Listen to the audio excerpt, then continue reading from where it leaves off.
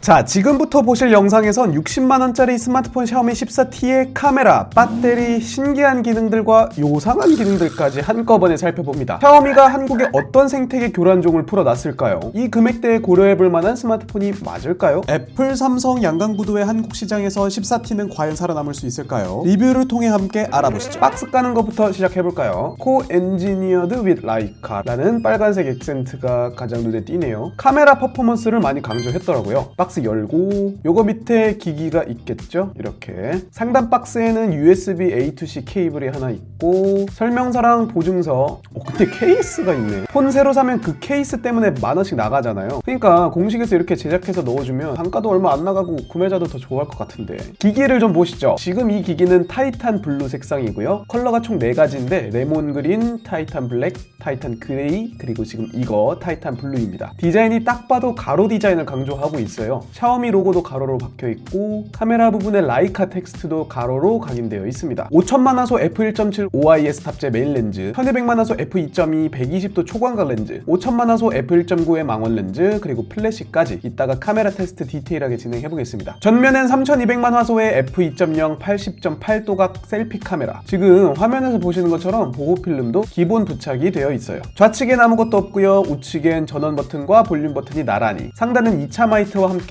반짝거리는 뭐가 하나 보이는데 적외선 센서입니다. 리모컨에 들어가는 거죠. 하단엔 스피커와 C타입 포트, 심카드 트레이가 위치해 있는데 심카드 트레이도 좀 특이하게 생겼어요. 이게 심을 2개 넣을 수 있는 듀얼 심 기종이라 앞뒤로 심을 넣을 수 있다는 거. 144Hz까지의 가변 주사율을 지원하는 2712x 1220 446ppi의 6.67인치 AMOLED 디스플레이가 얇은 베젤과 함께 탑재되어 있습니다. 스펙 무게는 195g이고요. 얇기는 7.8mm. 기기를 부팅시켰으니까 비교적 낯선 이 샤오미 하이퍼 OS라는 운영체제를 여기저기 살펴볼게요. 안드로이드 15 기반의 OS입니다.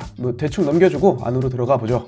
하이퍼OS 2.0으로 올라가 있고 현재 256GB 저장 공간과 12GB 램 탑재 모델의 14T에서 구동되고 있어요. 여기 램 옆에 플러스 4라고 표기된 부분은 특수 기능 중에 메모리 확장이라는 기능을 통해서 저장 공간을 가상 램으로 활용하는 이른바 가상 메모리 기능을 지원하기 때문에 플러스 4로 표기가 되어 있는 거죠. 와이파이, 블루투스 항상 보던 그런 메뉴들이 있고 샤오미 생태계에서 활용 가능한 상호 연결 기능, 윈도우즈와 연결, 안드로이드 오토 같은 기능 도 들어있고요. 퀵쉐어도 잘 있습니다. 폰을 들어서 화면을 켜는 기능, 더블 탭으로 화면 켜고 끄는 기능 등등 잠금 화면 관련 내용 다양하게 있네요. 이게 온스크린 지문인식 센서가 박혀있어서 Always On 디스플레이랑 사용하기도 괜찮은 것 같고 지문인식 AOD 모두 꽤 폭넓은 커스터마이징 기능을 제공합니다. 알림 센터를 커스텀한다거나 제어 센터의 표시 방식을 사용자와 한다거나 홈 화면에 앱이 표시되는 방식, 앱 서랍을 사용할지 홈에 쭉 늘어놓을지 등등 화면상에 표시되는 내용과 범위, 내가 조작하는 방식을 포함한 거의 대부분의 영역에 영향을 미치는 사용자화 기능이 정말 많습니다. 커스터마이징만 하루 종일 할 수도 있을 것 같아요. 지원되는 앱에서는 2개의 계정을 분리해서 사용할 수 있는 듀얼 앱 기능도 지원을 하네요. 여기에 추가된 앱은 이렇게 2가지로 표시되는데 하나는 기본 앱, 별도 아이콘이 박혀있는 얘는 듀얼 앱 모드가 적용된 앱입니다. 2개를 왔다 갔다 하면서 서로 다른 계정으로 게임을 할 수 있는 거죠. 작업 표시줄처럼 측면 도구 상자라는 기능도 있어서 앱을 꺼내서 쓴다든지 할 수도 있군요. 안드로이드답게 플로팅 윈도우, 스플릿 윈도우 다 잘 지원하네요.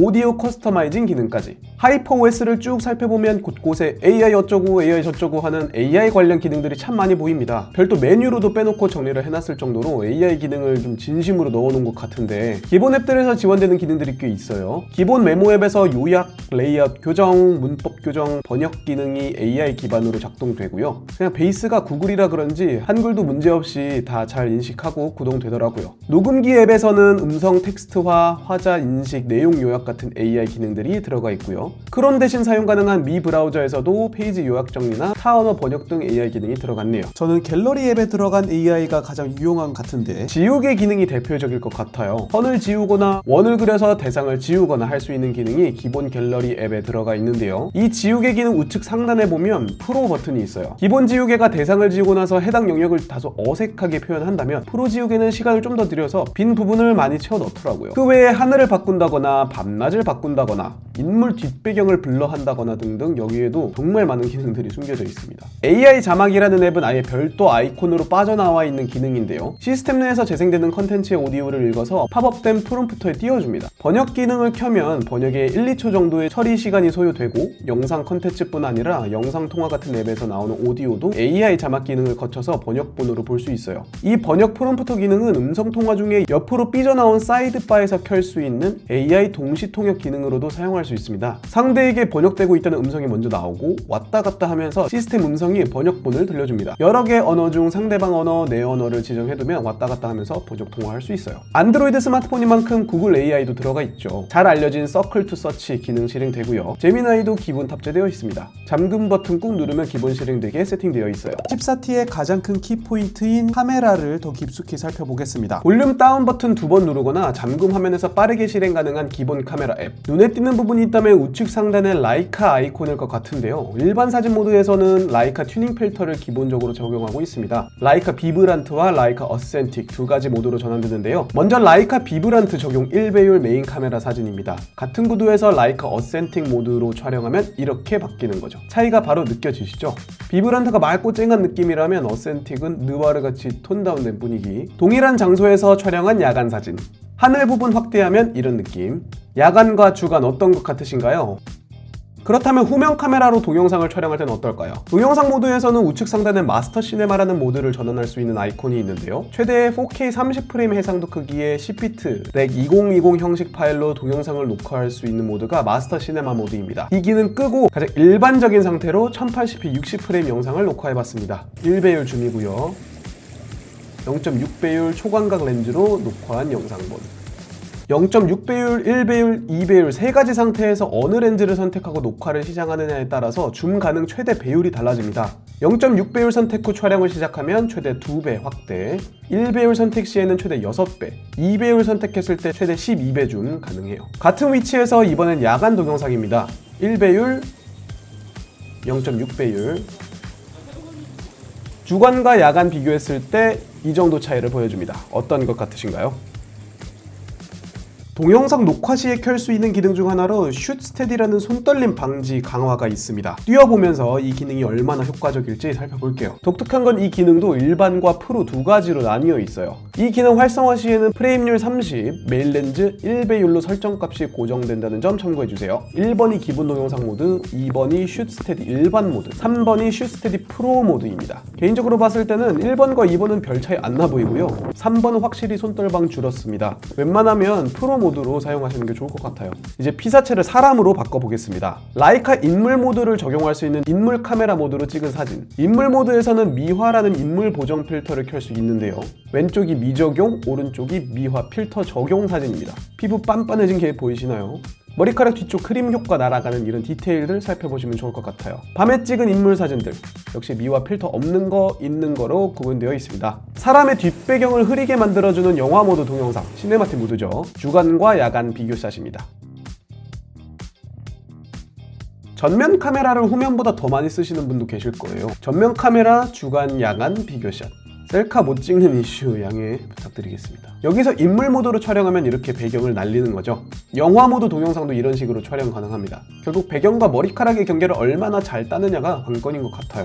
특수한 모드들도 있습니다. 전후면 카메라를 동시에 활성화하는 듀얼 동영상 모드, 화면의 배치도 변경 가능해요. 긴 노출 모드라는 것도 있는데 적합한 상황에서 독특한 특수한 사진을 얻을 수 있게 해줍니다. 전면 카메라 동영상 모드 중에 좌측 상단 손전등 모드를 누르면 화면 테두리 부분이 하얗게 밝아지면서 조명을 달고 촬영하는 것 같은 효과를 주는 기능도 있습니다. 이번엔 CPU 퍼포먼스를 간단하게 측정해 보겠습니다. 디메시티 8300 울트라의 중상급 칩셋이 탑재된 기기인데요. 먼저 긱벤치를 돌려보면 싱글 1390점, 멀티 4206점 기록합니다. 순위표에서는 싱글 기준 픽셀 7의 텐서 G2보다 높고 스냅드래곤 8 1세대보다 낮게 기록되었네요. 멀티는 스냅드래곤 7 플러스 2세대보다는 높게, 스냅드래곤 8 2세대보다는 낮게 나옵니다. 이제 컴퓨터에 14T를 연결하고 원신으로 프레임 유지 정도와 CPU 사용 정도를 체크해보죠. 측정 소프트웨어는 퍼프도그입니다. 테스트는 2번 진행 예정인데요. 먼저 시스템 기본 설정에서 다른 거 변동 없이 많이들 세팅하시는 모션 블러 낮음으로만 변경해뒀고요. 기기부하 최적 상태로 표시됩니다. 5분 동안 플레이 해보겠습니다. 우측에 보이는 그래프 내에서는 가장 위쪽 핑크색이 프레임 레이트입니다. 아래쪽은 CPU 사용률을 보여주고 있어요. 5분 경과 최대 프레임 31.06, 평균 프레임 28.78, CPU 내 앱 사용률 평균 30.94%, 최대 39% 기록했습니다. 이번엔 같은 옵션에다가 프레임 레이트만 60으로 변경하겠습니다. 기기부하 매우 높음으로 나오는데요. 5분 동안의 게임 플레이 과연 어떨까요? 평균 프레임 49.72, 최대 프레임 61.09, 평균 CPU 사용률 33.19%, 최대 43%로 기록되었습니다.